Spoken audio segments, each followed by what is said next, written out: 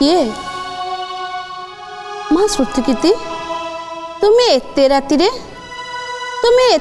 न शोई राजप्रसाद रे कहीं पदचारण करछ माँ तुमको राति निद होनी ताहले मो पुओ भरत एबे केउठी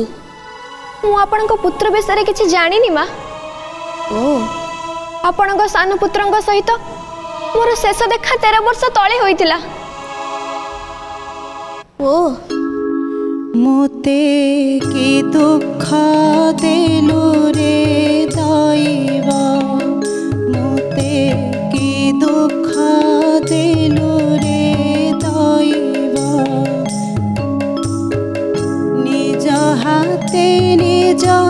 संसार को मोही निज हाथे निज संसार को मोही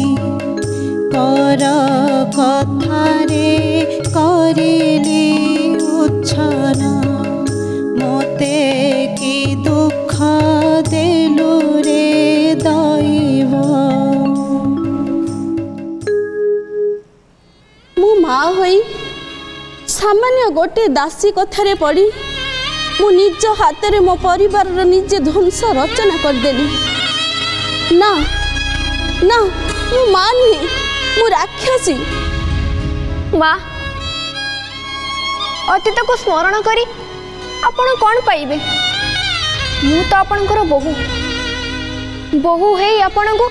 नारी धर्म नारी मर्यादा शिखेबा दृष्टता हेब किंतु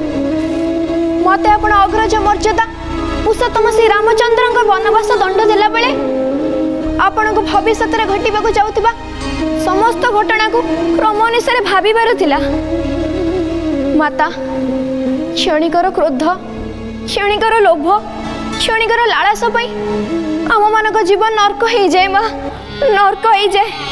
तुम्हें ठीक कहल श्रुतिकीर्ति तुम्हें ठीक कहल मु सामान्य गोटे दासी कथारे पड़ी मोर शिक्षा दीक्षा राजनीति सबुति भूली गली राम लक्ष्मण भरत शत्रुघ्न से माने तीनोटी मार हेले भी से माने एक से माने गोटे रक्तर से माने परस्पर को छाड़ी केबे भी अलग होई नांती से माने अभिन्न नुहंती से माने एक मु चंडालुनी एक कथा जानी परिलिनी केमिति मु चाहती राम बदल रे मो पुओ भरत राजा हेबो हेले हेले कौन है पितृ आदेश पालन करी राम सीता को धरी वनवास चली गले आउ मो पुओ भरत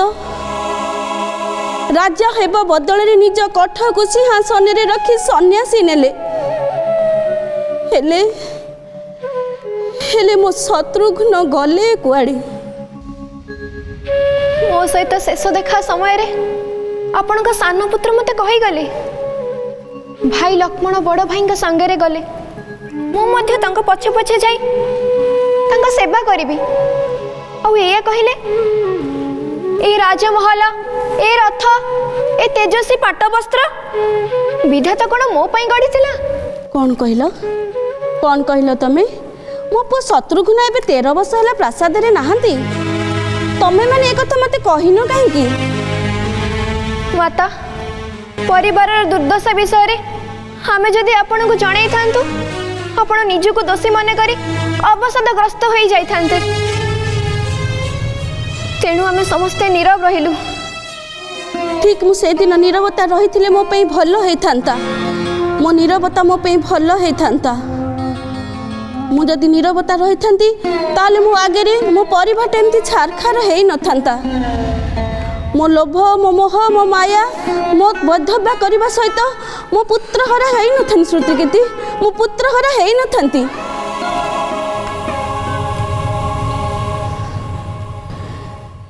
मु समस्त नारी जाति को निवेदन करुछि मु अयोध्यार रानी कैकेयी समस्ते निज आचरण उच्चारण सहित संयमता रक्षा करी नारी जीवन दुई कूल को हित साधन करें राग रुषा अभिमान सबुतिक त्याग करी निज परिवार सहित आनंद रे रुहंतु निज परिवार सहित आनंद रे रुहंतु। माँ श्रुतिकीर्ति मत क्षमा कर दे। मु केवल तोरी नुहे मु पुत्रवधू सीता पुत्रवधू मांडवी पुत्रवधू उर्मिला माँ श्रुतिकीर्ति मु समस्त पाखरे अपराधी मु समस्त पाखरे अपराधी मते समस्त क्षमा कर दियो माँ मते समस्त क्षमा कर दियो।